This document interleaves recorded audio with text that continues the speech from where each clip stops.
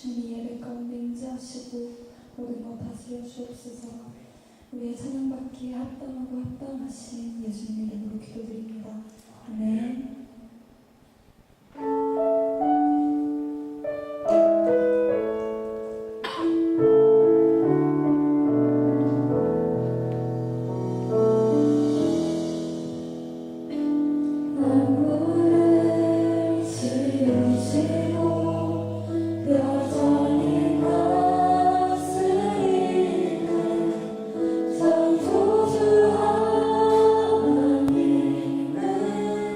오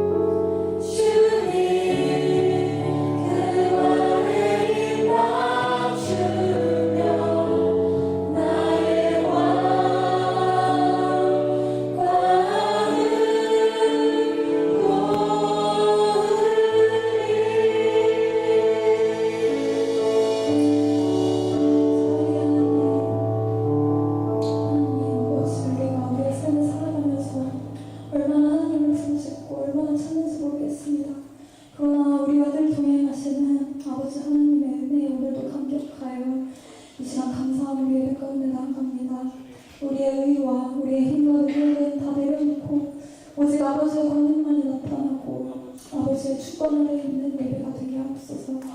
또 설교 말씀 전해주시는 전도사님께 능력을 더하사 정말 듣는 우리들이 그 말씀을 힘입어 살아가고 큰 은혜 받는 시간 되게 하여 주시옵소서. 이외의 모든 시간과 모든 순서 주님께 부탁드리오며 살아계신 예수님의 이름으로 기도드립니다. 아멘.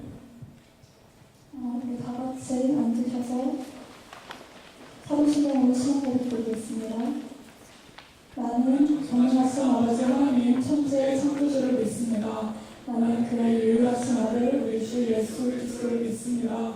그는 성령으로 잉태되어 동정녀 마리아에게서 나시고 그렇게 우리들에게 고난을 받아 십자가에 못 박혀 죽으시고 감사의 사람의 죽은 자 가운데서 다시 살아나셨으며 하늘에 오르시어 정령하신 하나님의 앉아 계시다가 거기로부터 살아있는 자와 죽은 자를 심판하러 오십니다.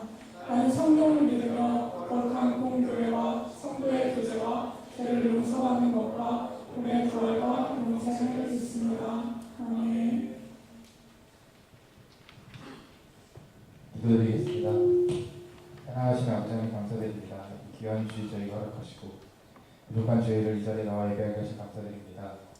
주 아버지, 우리의 신앙이 주 아버지를 향해 원합니다. 정말 주 아버지만 바라보기 부족한 저희들인데 다른 거 시선 두지 않고 모두 주 아버지께 시선 돌리기 원합니다. 그래서 우리 교회를 위해 기도합니다. 우리 교회의 지도자이신 예수 그리스도를 따라가기 원합니다. 예수 그리스도 따라가며 우리를 기르시는 목사님과 교육자님을 통해 우리의 신앙이 한치서 성장하고 교회가 성장하길 기도합니다. 그래서 우리 학교를 위해서도 기도합니다. 우리 연세대학교가 말씀 위에 세워져 있다는 것을 우리가 잊지 않게 해주시옵소서.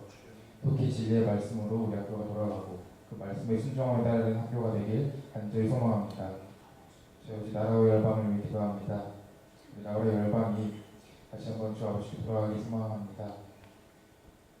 어떤 곳에서는 이 시간 복음을 전하며 목숨을 내어놓은 선교사님들도 계십니다. 우리들을 통해서 한 명의 영혼이라도 주의 품으로 돌아갈 수 있게 해주시옵소서. 모든 열방이 주만 바라보게 해주시옵소서. 마지막으로 우리 예배를 놓고 기도합니다. 우리 예배 가운데 주 예수 그리스도가 하나님께서 인도하시기를 간절히 소망합니다. 이 예배를 통하여 우리들의 마음과 심령이 다시 한번 예수 그리스도를 찾게 해주시고 하나님께 돌아갈 수 있도록 허락해 주시옵소서. 바쁜 와중이고 힘든 시험 기간이지만 주 아버지 우리에게 예배를 허락하신 감사드립니다. 예배를 지키는 손길들 가운데 위로를 더해주시고 은혜를 베풀어 주시옵소서. 사랑하시고 지금도 살아계시고 우리를 사랑하고 계시는 예수 그리스도의 이름으로 기도드렸습니다.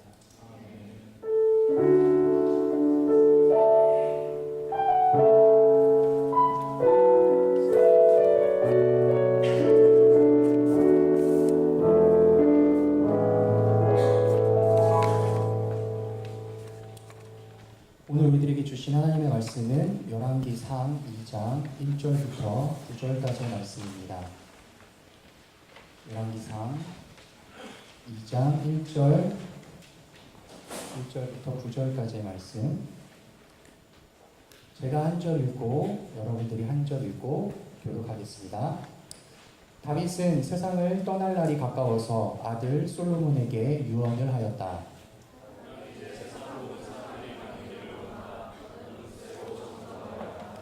그리고 너는 주 너의 하나님의 명령을 지키고 모세의 율법에 기록된 대로 주님께서 지시하시는 길을 걷고 주님의 법률과 계명, 주님의 율례와 증거의 말씀을 지켜라. 그리하면 내가 무엇을 하든지 어디를 가든지 모든 일이 형통할 것이다.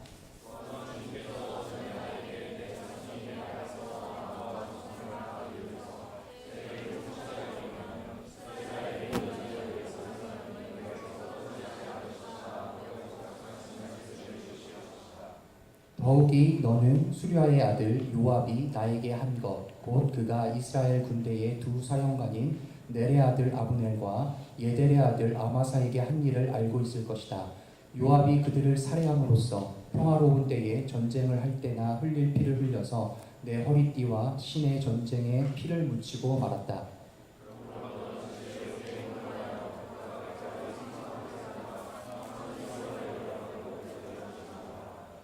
그러나 길르앗 사람인 바르실레의 아들들에게는 자비를 베풀어서 내 상에서 함께 먹는 식구가 되게 하여라. 그들은 내가 내 형 압살롬을 피하여 도망할 때에 나를 영접해 주었다.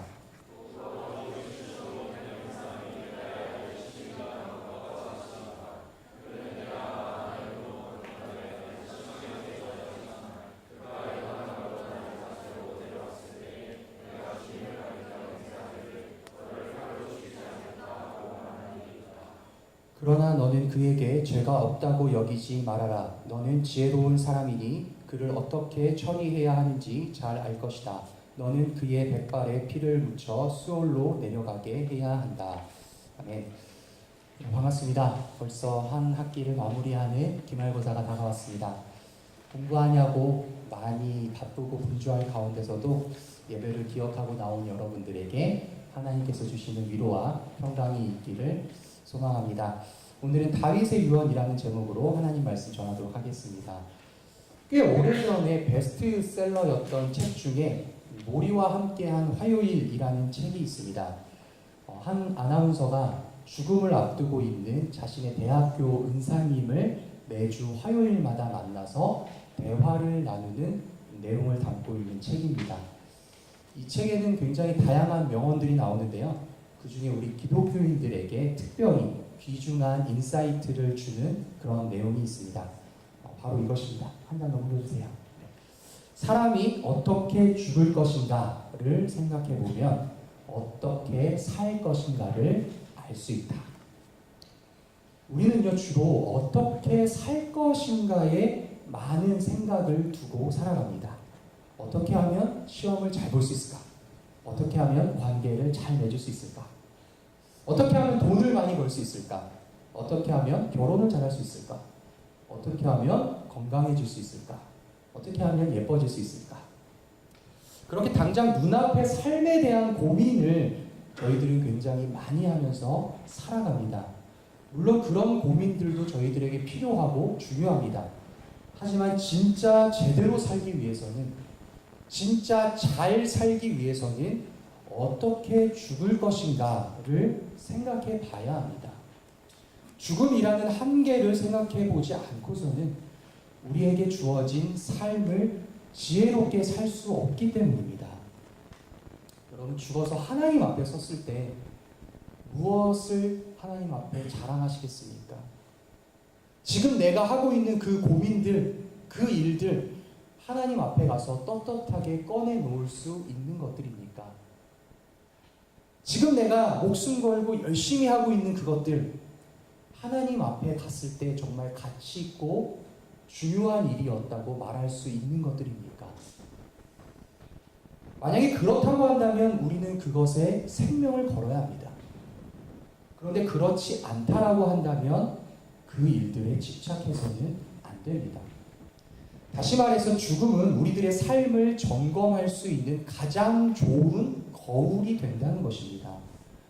죽음 앞에서 자신의 삶을 돌아볼 때에 우리들의 삶과 믿음은 보다 바른 방향으로 갈 수 있다는 것입니다. 오늘 저희가 읽은 이 말씀은요, 다윗이 자신의 아들 솔로몬에게 남기는 유언입니다. 어린 시절에 물맷돌로 골리앗도 쓰러뜨리고 온갖 전쟁터를 누비면서 그렇게 용맹하게 싸웠던 다윗이었지만 시간이라고 하는 이 하나님의 섭리 앞에서는 나약할 수밖에 없었습니다. 그 위대한 다윗도 죽음을 피할 수는 없었던 것입니다. 오늘 읽었던 2절 앞부분에서 이 다윗이 하는 담담한 고백을 한번 들어보세요. 나는 이제 세상 모든 사람이 가는 길로 간다. 다윗의 이 말은요, 우리들에게 굉장히 진한 여운을 남겨줍니다. 아주 당연한 것인데 아주 중요한 깨달음을 주고 있습니다. 바로 인간은 죽는다라는 것입니다. 여러분, 아무리 파란만장한 인생을 살았어도, 아무리 드라마 같은 일들을 많이 겪었어도, 아무리 각종 우여곡절들을 다 이겨냈어도 우리들의 모습은 딱 두 단어로 설명 가능합니다. 태어났다, 죽었다. 성경 곳곳에서는요, 누가 누구를 낳고 몇 살에 죽고, 누가 누구를 낳고 몇 살에 죽고가 줄기차게 나옵니다. 그래서 그런 부분을 읽다 보면은, 아니, 하나님의 말씀이라는 성경책에 도대체 뭐 때문에 이런 내용들을 이렇게 기록해 놓았을까 하는 생각이 들 것입니다. 물론 그 족보들을요, 깊이 묵상해 보면 여러 가지 중요한 교훈들을 얻을 수 있습니다. 그런데 1차원적으로 가장 단순한 교훈은 이것입니다. 그것이야말로 인간의 인생이라는 겁니다. 인간이 뭡니까? 태어났다가 죽는 겁니다. 잠깐 왔다가 가는 겁니다. 70년, 80년, 100년 긴 세월같이 느껴지지만 결코 그렇지 않다는 것입니다. 한 80세쯤 사신 할아버지, 할머니들 찾아가서 물어보세요. 할아버지, 할머니, 인생이 어떻게 느껴지셨나요? 물어보시면 짧게 느껴지셨다고 말할 겁니다. 금방 지나갔다고 말씀하실 겁니다. 그게 인생입니다. 그래서 시편 90편 10절 말씀을 보면 이렇게 이야기해주고 있습니다. 우리의 연수가 70이요 강건하면 80이라도 그 연수의 자랑은 수고와 슬픔뿐이요 빠르게 지나가니 마치 날아가는 것 같습니다. 여러분, 이 표현이 굉장히 멋있지 않습니까? 시간이, 인생이 날아가는 것처럼 지나간대요. 여러분들의 이 한 학기를 한번 돌아보세요. 뭐 한 것도 없는데 벌써 기말고사를 본다 하고, 뭐 한 것도 없는데 한 학기가 끝났잖아요. 근데 지금만 그럴 것 같나요? 안 그래요. 야, 뭐 했다고 1학년이 끝났어. 야, 뭐 했다고 2학년이 끝났어. 야, 우리가 벌써 20대 중반이래. 야, 20대 후반이래. 30대래. 그런다는 겁니다. 우리들의 인생이 그래요. 그래서 하나님께서는 우리가 사라져버리는 이 땅의 것들에 지나치게 연연하며 살기를 원하시지 않으십니다. 하나님께서 공급해 주실 것을 믿으면서 욕심 부리지 말고 주어진 것에 감사하면서 성실하게 살면 된다고 말씀해 주시고 있는 것입니다. 이 땅에서 잘 먹고 잘 사는 것만 너무 생각하지 말고 영원한 하나님의 나라를 꿈꾸라고 말씀해 주십니다. 마태복음 6장 31절부터 33절까지의 말씀입니다. 예수님께서 이렇게 말씀해 주고 계시고 이 말씀이 올해 저희 교회의 표어이기도 합니다. 그러므로 무엇을 먹을까, 무엇을 마실까, 무엇을 입을까 하고 걱정하지 말아라. 이 모든 것은 모두 이방인들이 구하는 것이요 너희의 하늘 아버지께서는 이 모든 것이 너희에게 필요하다는 것을 아신다. 너희는 먼저 하나님의 나라와 하나님의 의를 구하여라. 그리하면 이 모든 것을 너희에게 더하여 주실 것이다. 아멘. 여러분, 우리가 왜 성경을 읽어야 하는 줄 아십니까? 성경을 통해서 하나님의 사람들이 어떻게 살아야 하는지를 알 수 있기 때문입니다. 하나님의 사람들은 이 땅의 부귀영화를 추구하며 살지 않았습니다. 죽을 때 가져가지 못할 그것들에 집착하며 살지 않았습니다. 믿음의 사람들은 하나님의 나라, 하나님의 말씀을 쫓아서 살았습니다. 그리고 하나님을 예배하는 우리들도 그렇게 살라고 하나님은 성경을 통해서 말씀하고 계신 것입니다. 이렇게 죽음에 대한 깨달음이요 우리들의 삶과 신앙의 본질이기 때문에 어떤 사람이 죽음을 앞두고 남기는 유언은 우리들에게 매우 중요한 메시지를 전달해 줍니다. 그래서 유언은요 생전에 했던 그 어떤 말보다도 가장 강력한 영향력을 미칩니다. 유언에는 그 사람이 마지막으로 영원하는 내용이 담겨있기 때문입니다. 오늘 저희가 읽은 이 다윗의 유언에도 다윗의 염원과 가치관이 아주 분명히 드러나고 있습니다. 그 가치관은 우리들에게 아주 큰 교훈과 도전을 줍니다. 그런데 다른 한편에서 이 유언에는요 다윗의 연약한 모습과 실수와 한계도 드러납니다. 우리가 일반적으로 다윗이 한 실수가 뭐가 있지라고 생각해 보면 그 다윗의 부하였던 우리아를 죽이고 그 아내를 취했던 이 밧세바 사건을 많이들 떠올리실 텐데 그것 외에도 또 한 가지 이 다윗이 실수하는 것이 바로 오늘 이 말씀에 담겨 있습니다. 그렇다면 이 다윗이 주는 유언이 무엇일까? 이 다윗의 유언이 주는 교훈이 무엇인지 오늘 이 내용을 두 부분으로 좀 나눠서 생각해 보겠습니다. 먼저 3절과 4절 말씀인데요. 우리 함께 보시겠습니다. 제가 읽어드릴게요. 그리고 너는 주 너의 하나님의 명령을 지키고 모세의 율법에 기록된 대로 주님께서 지시하시는 길을 걷고 주님의 법률과 계명, 주님의 율례와 증거의 말씀을 지켜라. 그리하면 내가 무엇을 하든지 어디를 가든지 모든 일이 형통할 것이다. 또한 주님께서 전에 나에게 내 자손이 내 앞에서 마음과 정성을 다 기울여서 제 길을 성실하게 걸으면 이스라엘의 임금자리에 오를 사람이 너에게서 끊어지지 않을 것이다 하고 약속하신 말씀을 이루실 것이다. 아멘. 다윗은요, 솔로몬에게 하나님의 계명대로 살 것을 강조하고 있습니다. 하나님의 말씀대로 살면서 어떤 일이든 하나님 앞에서 행할 때에 하나님께서 함께 하실 것이다 라고 말해준 것입니다. 근데 한번 생각해 보셨으면 좋겠습니다. 이 다윗과 솔로몬의 직업이 무엇이었습니까?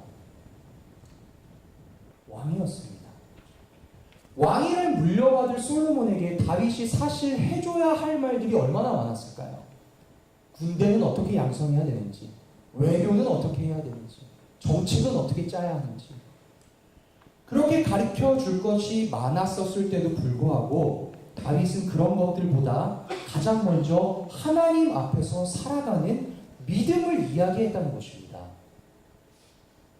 다윗에겐 이 하나님 앞에서 살아가는 믿음이 그 무엇보다도 가장 중요했던 것입니다. 고린도전서 10장 31절 말씀을 보시면요, 사도 바울이 이렇게 저희들한테 권면해 줍니다. 그러므로 여러분은 먹든지 마시든지 무슨 일을 하든지 모든 것을 하나님의 영광을 위하여 하십시오. 아멘. 여러분, 우리가 무슨 일을 하든지 무슨 계획을 구상하고 있든지 상관없습니다. 공부를 하시든 동아리 활동을 하시든 아르바이트를 하시든 여행을 가든 취업을 하든 사업을 하든 결혼을 하든 중요한 것은 우리가 하나님 앞에서 살아가는 믿음을 가져야 한다는 것입니다. 이건 남녀노소를 막론하고 모든 사람에게 동일하게 적용되는 신앙의 핵심적인 원리입니다. 많은 사람들이 자꾸 방법만 생각합니다. 어떻게만 중요하게 생각합니다. 어떻게 하면 공부를 잘하지? 공부 잘하는 방법. 어떻게 해야 내가 성공할 수 있지? 성공하는 방법. 어떻게 해야 우리가 좋은 대학에 가지? 좋은 대학에 가는 방법. 어떻게 해야 내가 좋은 직장을 갈 수 있지? 좋은 직장에 취직하는 방법. 어떻게 하면 내가 사람들과 이야기를 잘할 수 있을까? 대화하는 방법. 여러분, 서점에 한번 가서 그 책들을 보세요. 다 방법이에요. 뭘 하는 방법, 뭘 하는 방법. 근데 기독교도 비슷한 것 같아요. 여러분, 기독교 백화점에 가보시면 베스트셀러들이 대부분 이런 방법들입니다. 하나님의 음성을 듣는 방법, 축복을 받는 방법, 교회가 성장하는 방법. 물론 여러분, 노하우 중요합니다. 방법은 필요합니다. 그런데 그것보다 중요한 것은 우리들의 중심이고 마음이라는 것입니다. 사실요, 방법은 사람마다 다 다를 수 있습니다. 망병통치약처럼 다 통하는 방법이라는 건 세상에 없어요. 공부를 예로 한번 들어볼게요. 여기 계신 분들이 다 고등학교 때 공부를 잘하셔서 이 대학을 다니고 계시는 거잖아요. 근데 사람마다 물어보면 공부하는 방법이 다 다릅니다. 어떤 사람은 새벽까지 공부하는 사람이 있고, 어떤 사람은 아침 일찍 일어나서 공부하는 사람이 있고, 어떤 사람은 노트 필기를 깔끔하게 하는 사람이 있고, 어떤 사람은 노트 필기를 의식의 흐름에 따라 하는 사람이 있고, 다른 것입니다. 그런데 우리가 공부를 잘하기 위해서는 내가 정말 공부를 해야 돼. 내가 공부를 정말 열심히 해야 돼 라는 그 각오와 마음가짐만큼은 모두에게 동일하게 있었을 것입니다. 혹시 여기 학원이나 과외 아르바이트 하고 계신 분 있으십니까? 가장 난감할 때가 언제죠? 가르치는 아이는 마음이 없는데 부모님은 좋은 성적을 원할 때, 그때 가장 난감합니다. 아이가 할 마음이 없으면요, 내가 해봐서 됐던 방법들 아무리 가르쳐줘도 안 돼요. 근데 우리들의 신앙도 마찬가지라는 것입니다.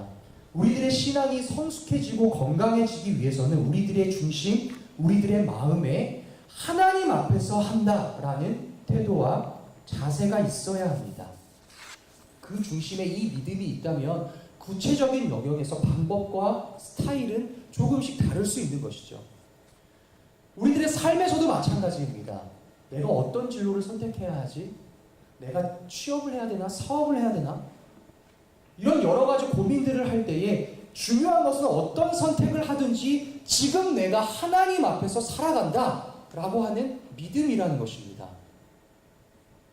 여러분, 우리가 무슨 일을 하든 어디를 가든 하나님에 대한 믿음을 우리들 중심 가운데 가지고 계시고 있기를 소망합니다. 그런 믿음이 있을 때 우리들은 하나님의 인도하심을 깨달을 수 있어요. 우리들은 각자의 비전에 따라서, 재능에 따라서, 형편에 따라서 서로 다른 선택을 할 것이고 각자 다양한 분야에서 다양한 장소에서 살아가게 될 것입니다. 그리고 그 상황과 분야에 따라서 노하우가 다 다를 것입니다. 이 분야의 노하우와 저 분야의 노하우가 다를 것이에요. 비록 우리들이 그런 다양한 삶 속에서 다양한 길 위에 있게 된다고 하더라도 하나님 앞에서 살아가는 믿음은 우리 모두가 간직하게 되기를 소망합니다. 그 하나님에 대한 믿음을 유언으로 남겼던 이 다윗의 모습처럼 하나님을 삶의 가장 중심에 두고 살아가는 저희들이 되기를 소망합니다. 우리 모두가 하나님 앞에서 사는 믿음을 지켜나갈 수 있기를 소망합니다. 모든 상황 속에서 하나님 때문에 진실하고 하나님 때문에 성실하게 살아가는 저희들이 되기를 소망합니다. 두 번째 살펴볼 것은 5절부터 9절까지의 말씀인데 너무 길어서 읽지는 않겠고 제가 간략하게 내용만 설명드리겠습니다. 여기서 다윗이 구체적으로 몇몇 사람들에 관련된 이야기를 남겨줍니다. 5절, 6절에는 요압이라는 사람에 대해서, 7절에서는 바르실레의 아들들에 대해서, 그리고 8절, 9절에서는 시므이에 대해서 어떤 명령을 남겨주고 있습니다. 간략하게 설명드리면 요압과 시므이는 처형해라 라는 이야기고 바르실레의 아들들은 잘 보살펴줘라 라는 이야기입니다. 이 부분을요 우리가 크게 두 가지 관점으로 좀 살펴봐야 됩니다. 하나는 이 사람들의 입장에서, 다른 하나는 다윗의 입장에서. 먼저 이 사람들의 입장에서 생각해 봤을 때요, 우리들이 깨달아야 하는 중요한 교훈은 내가 한 행동의 열매를 거두게 되는 날이 반드시 있다는 것입니다. 많은 사람들이요 어떤 잘못을 했을 때 덮어두고 시간만 지나면 해결된다고 생각합니다. 그러나 그렇지 않습니다. 시간이 지나도 그 잘못의 결과는 반드시 돌아옵니다.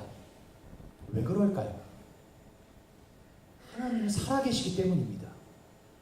갈라디아서 6장 7절에서 사도 바울이 이렇게 말해줍니다. 자기를 속이지 마십시오. 하나님은 조롱을 받으실 분이 아니십니다. 사람은 무엇을 심든지 심은 대로 거둘 것입니다. 아멘. 여러분, 하나님은 공의로운 분이십니다. 때문에 잘못된 행동을 했다면 그것에 대한 책임과 대가가 반드시 돌아오게 되어 있습니다. 반면에 선한 일을 했을 때 그에 대한 결과가 당장 드러나지 않는다고 하더라도 낭망할 필요 없습니다. 아, 그거 다 헛된 일이었어. 아, 내가 헛된 일 했어. 이렇게 한탄할 필요 없습니다. 지금 뿌린 그 선한 씨앗은 반드시 자라나서 선한 열매를 맺힐 것이기 때문입니다.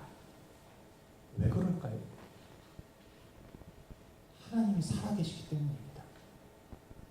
갈라디아서 6장 9절입니다. 선한 일을 하다가 낙심하지 맙시다. 지쳐서 넘어지지 아니하면 때가 이룰 때에 거두게 될 것입니다. 아멘.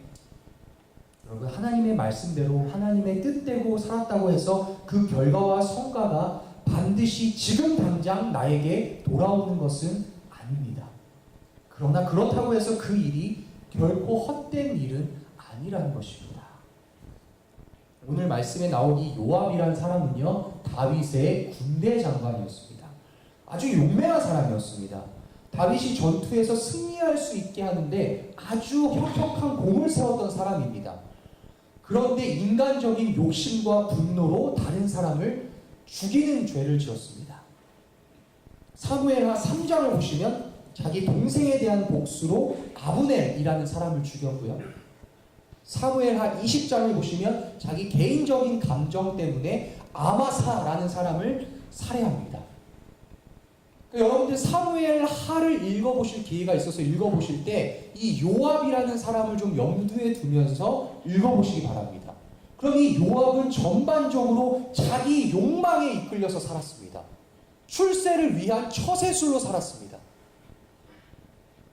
하나님의 뜻과 약속을 생각하는 모습은 거의 찾아볼 수 없었습니다. 이런 요압은 결국 자신이 뿌린 그 열매를 거두게 되었다는 것입니다. 시므이 또한 마찬가지입니다. 이 사무엘하 16장에 보시면 시므이가 막 자기 아들이었던 압살롬에게 쫓기는 다윗을 조롱하고 비방하고 막 모욕합니다. 결국 그것에 대한 대가를 오늘 시므이가 돌려받게 되었다는 것입니다. 반면에 바르실레의 아들들은 선한 열매를 거두게 됩니다. 이 사무엘하 17장 27절에 보면 이 쫓기는 다윗에게 이 바르실레가 음식을 대접해주는 모습이 나옵니다. 이 바르실레가 베풀었던 그 친절이 결국 그의 아들들에게 좋은 열매로 다가왔다는 것입니다. 그러므로 우리는요, 오늘 내가 속한 곳에서 최선을 다해 살아야 합니다. 내가 하는 행동을 신중하게 고려해야 합니다. 지금 내가 한 행동들, 지금 내가 뿌린 씨앗들이 언젠가는 반드시 열매를 맺게 되어 있고 결과를 발생시키게 되어 있기 때문입니다. 무엇보다 죄의 문제는 더더욱 그렇습니다. 자신의 죄에 대해서 빨리 돌이키고 회개해야 합니다. 그냥 두면 안 됩니다. 시간 지나고 덮여두면 괜찮겠지 하고 있으면 안 됩니다. 시간이 지나면 그 죄의 열매가 자라납니다. 나는 잊고 있었는데 그 죄의 열매를 거둬야 하는 것입니다. 무엇보다 우리들은요, 내가 지금 발생시킨 문제들에 대해서는 책임을 질 줄 알아야 합니다. 그냥 덮어둔다고 해결되지 않습니다. 물론 하나님은 우리가 회개하고 돌이키면 우리들의 죄를 용서하시고 기억하지 않는 분이십니다. 그러나 우리가 뿌려놓은 그 행위의 열매, 그 행위의 대가는 감당해야 됩니다. 회개는 책임 회피를 의미하는 것이 아니기 때문입니다.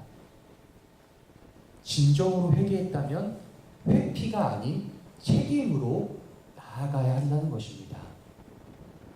동시에요, 내가 있는 곳에서 항상 선한 씨앗을 뿌리려고 노력해야 합니다. 당장 눈에 보이는 결과가 없더라도 그렇게 해야 합니다. 하나님이 살아계시기 때문에 그 씨앗은 반드시 열매를 거두게 될 것입니다.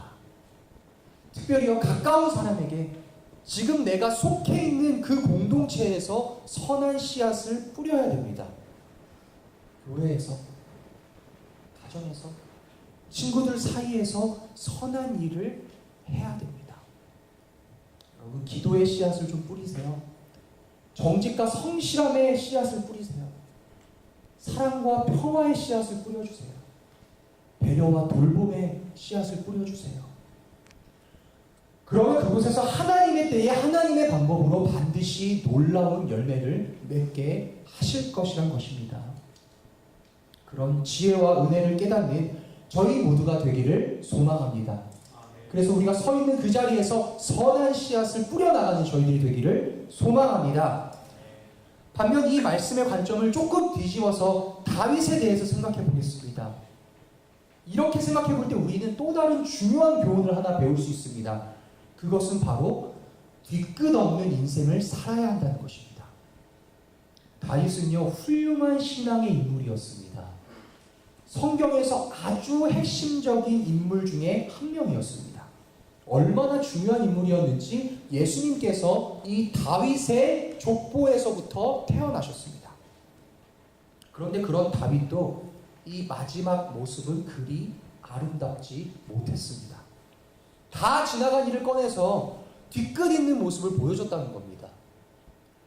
정말 훌륭한 일들을 많이 했던 다윗이었지만 이 모습만큼은 그리 아름답지 않았습니다.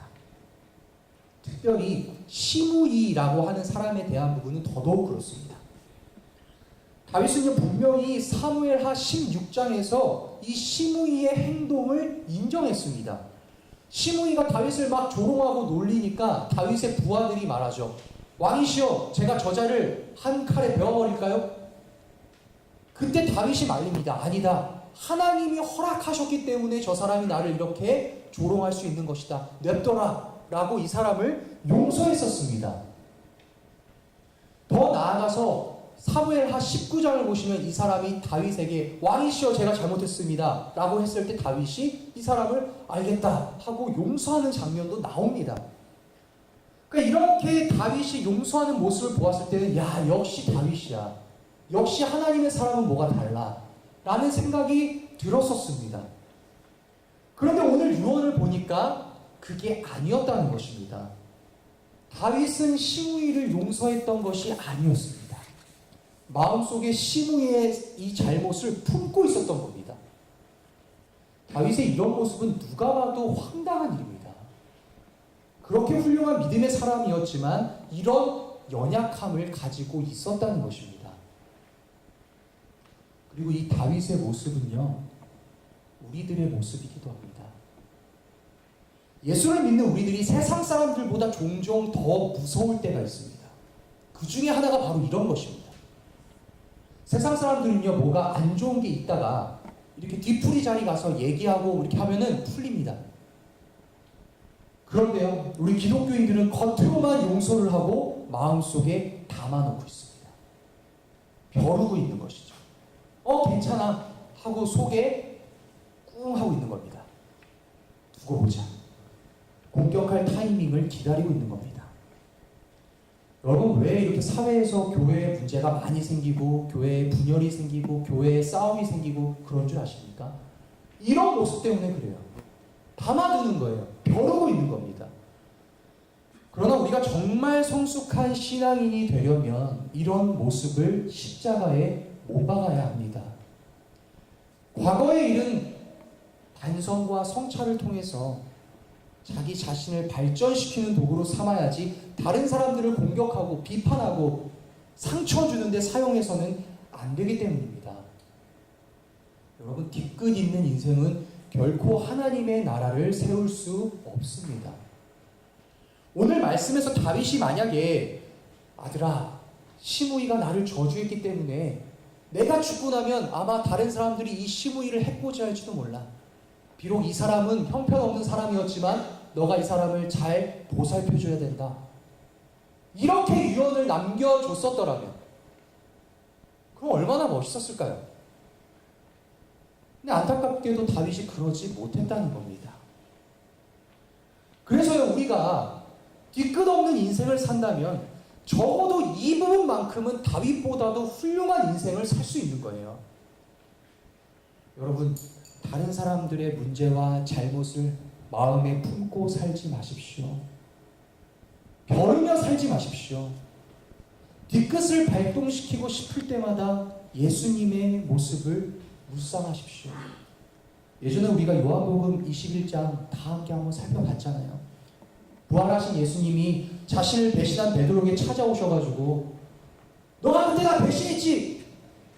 이렇게 뒤끝 있는 모습을 보여주셨나요? 아니었다는 겁니다.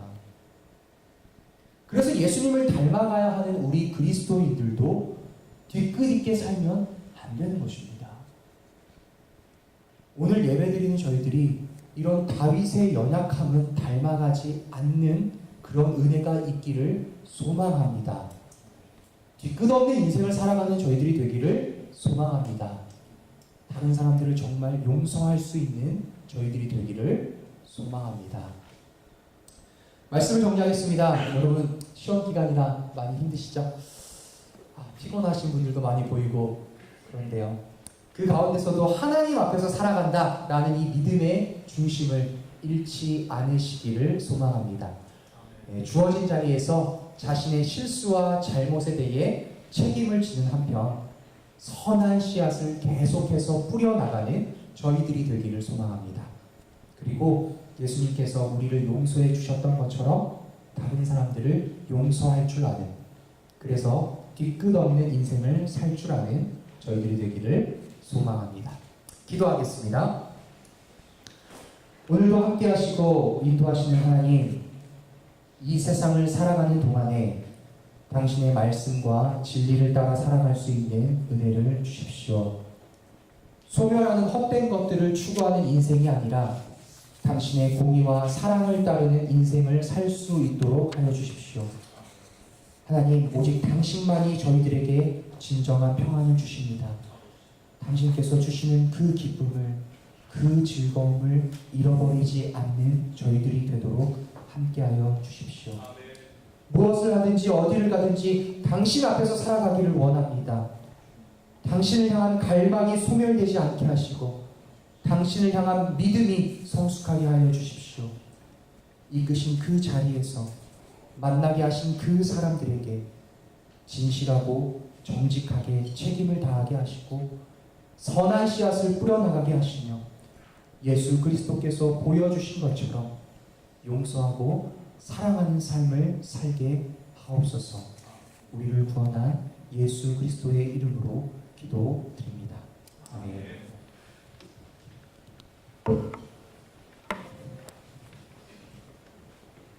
이 시간 다 같이 별단의 찬양을 올려드리겠습니다.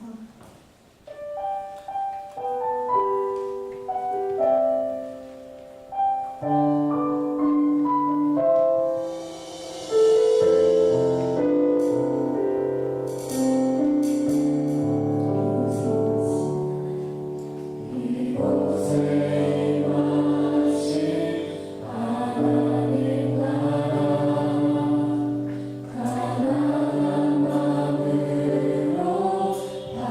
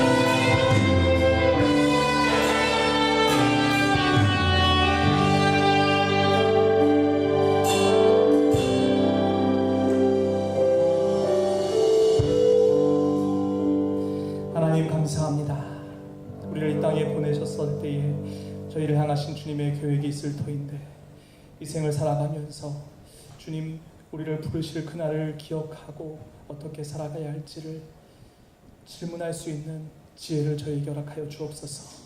이 땅 가운데 살아가는 동안 다윗의 삶을 통해 그의 유언을 통해 주신 그 지혜를 또한 우리가 담기를 원합니다.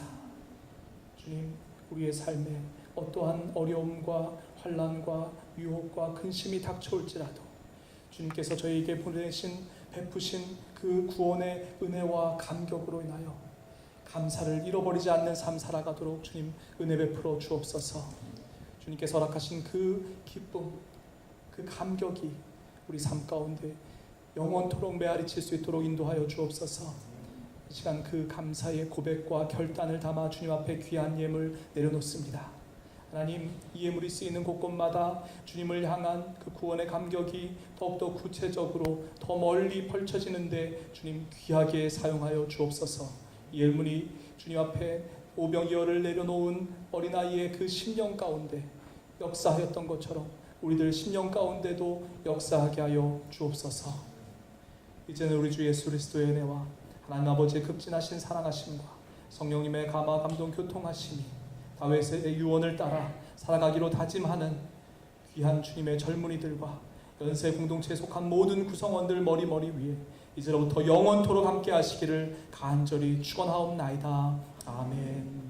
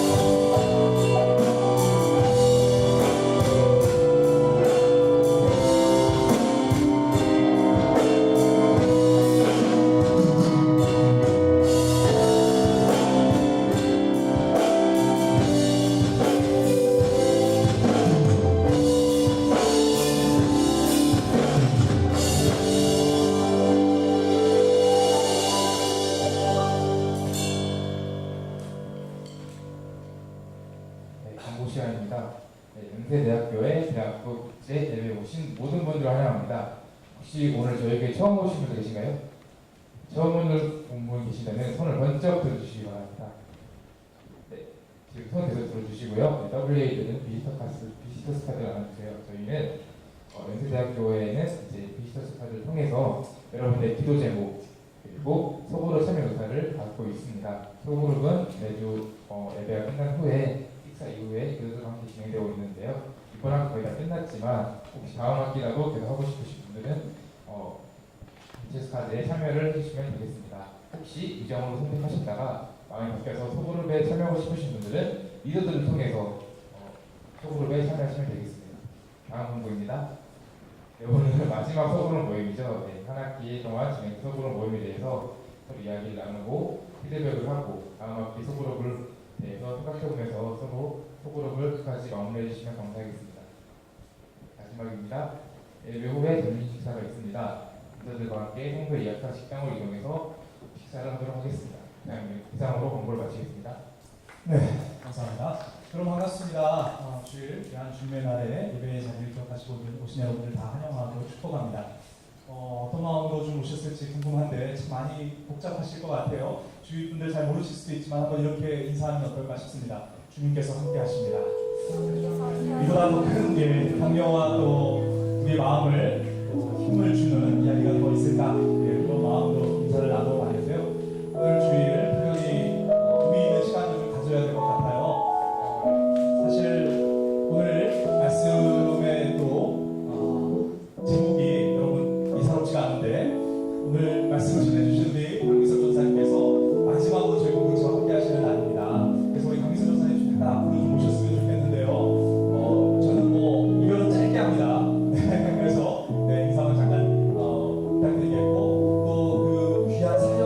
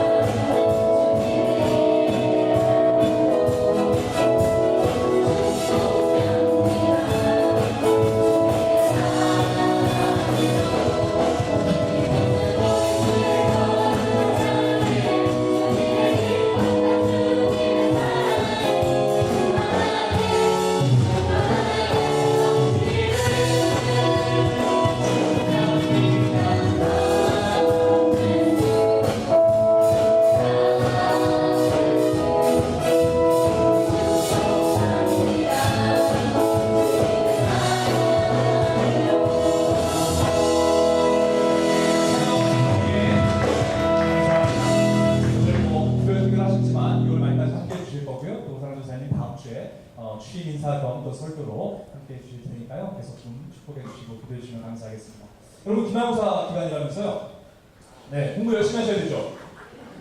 공부 열심히 하셔야 되죠. 왜 열심히 해요? 생각해 보셨어요? 공부해서 이런 말씀 부모님한테 안 들어보셨나요? 공부해서 낭주냐? 공부 열심히 하셔야 되겠죠? 아니 왜 박명수 옹께서도 그런 말씀 하셨다면서요. 그 공부 열심히 안 하면 어떻게 된대요? 더운 날 더운 곳에서 일하고 추운 날 추운 곳에서 일한다죠? 그래서 열심히 공부하셔야 된다는 거 아닙니까? 동의가 되세요? 어떠세요? 그랬더니 그 얘기를 들은 우리 김재동님께서 어떻게 말씀하셨는지 압니까? 여러분 공부 왜 열심히 하세요? 정말 더운 날 더운 곳에서 일 안 하고 추운 날 추운 곳에서 일 안 하려고? 그러면 그런 분들 보시면 늘 뿌듯하시겠네요? 아, 나 공부 열심히 해가지고 더운 날 시원한 데서 일한다? 추운 날 따뜻한 곳에서 일한다? 아니죠. 그렇죠? 그건 아닌 거잖아요. 우리가 어떻게 살아갈 수 있습니까? 어떻게 살아갈 수 있어요? 더운 날 더운 곳에서 일하시는 분들 때문에, 추운 날 추운 곳에서 애써주시는 분들 때문에 우리가 살 수 있는 거잖아요. 그렇죠? 그러니까 우리도 어떤 마음으로 공부해야 될까요? 공부해서 낙주려. 좀 힘들고 어려우시더라도 여러분 이번 한 주간 정말 열심히 공부하시길 바랍니다. 그래서 양 주실 수 있는 공부해내시길 바랍니다. 근데 공부할 때 왜 힘든 줄 아세요? 저도 나름 좀 공부했잖아요. 공부해서 근데 왜 힘들까요? 왜 그럴까요? 비교하기 때문에. 비교. 근데 제가 멋진 이야기를 들었잖아요. 비교를 제가 이행시로 한번 읊어드리려고 하는데 오늘 좀 띄워주세요. 비참해지거나 교만해지거나. 비교하면요 둘 중에 하나밖에 안 돼요. 그러니까 성적을 받으셨을 때 비교하는 순간 여러분 비참해지거나 교만해지는 것도 특히 믿음의 사람들은 비교하시면 안 돼요. 딱 한 사람 비교할 사람이 있다는데 누구랍니까? 어제의 나와 비교하시는 거예요. 여러분 어쨌든 조금만 더 성과가 끄될 것 같아요. 네, 힘내시고요. 열심히 공부하셔서 정말 남 주실 수 있는 공부 그런 마음으로 또 다음 주에도 함께 하실 수 있고 또 김방학 이번 주에 또 떠나가시는 분들도 계시죠? 김방학 건강하게 보내시고 다음 학기 또 건강한 모습으로 더 나은 모습으로 될 수 있기를 바랍니다. 그런 의미에서 우리 한번 다 양손에 가슴에 얹고 한번 기도하기를 원하는데요. 우리 스스로를 위해서 한번 또 주님께 맡기는 고백을 담아서 기도드리겠습니다. 하나님 감사합니다. 이번 한 학기 정말 주님의 은혜로 이 자리에 함께할 수 있게 하신 것 감사합니다. 특별히 이번 한 학기를 통해 이 믿음의 자리를 지키고 또한 우리의 삶을 이어오는데 주님께서 우리를 위해 보내어 주시고 섬기며 보탬이 되었던 많은 인물들, 많은 사람들을 또한 기억합니다. 감사합니다. 이번 한 학기 유종의 미를 거두는 이 자리에, 이 주일에, 이 기간에 주님 저희를 사용하여 주옵소서. 주님 저희를 사용하여 주옵소서. 저희의 학업과 저희의 학문과 저희의 애쓰고 노력한 정말 주님의 영광을 위하며 우리 주위에 있는 이웃들을 위한 일을 우리가 한시도 잊지 않고 최선을 다해 애쓸 수 있는 저희가 되도록 인도하여 주옵소서. 이 자리에 있기까지 또한 애쓰고 힘쓴 주님의 사람들을 기억합니다. 헌신하고 애쓰고 나누며 우리와 함께했던 한민석 전도사님, 주님 그에 가는 길을 주님께서 아십니다. 그가 내딛는 새로운 한 걸음 한 걸음 가운데 주님 동행하시고 주님께서 인도하여 주옵소서. 새로운 길로 또한 걷는 과정 가운데 우리 믿음의 공동체로 보내어주시는 오사람 전도사님과 함께하는 이 길 가운데 더 큰 감사와 감격의 자리와 간증이 이어지는 사역 될 수 있도록 주님 기름 부어 주옵소서. 다음 주 더 큰 고백과 감격으로 만날 수 있기를 기대하오며 이 모든 말씀은 예수 그리스도의 이름으로 간절히 기도드립니다. 아멘. 여러분 한 주간 승리하시고 또 식탁의 비주도 함께 해주시고요. 다음 주에 뵙도록 하겠습니다. 감사합니다.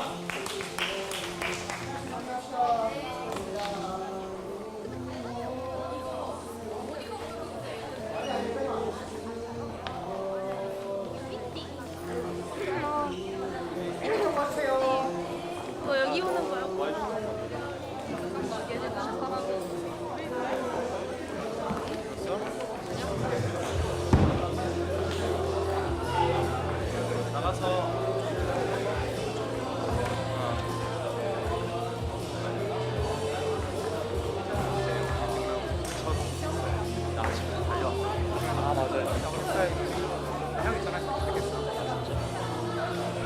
주시 안 한다. 앞에 카메라 있어 주시. 예. 자, 주시. 우와.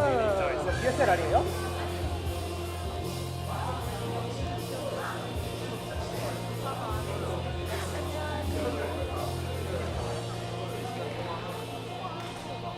왜? 뭐야? 몰라 나 인생 막상.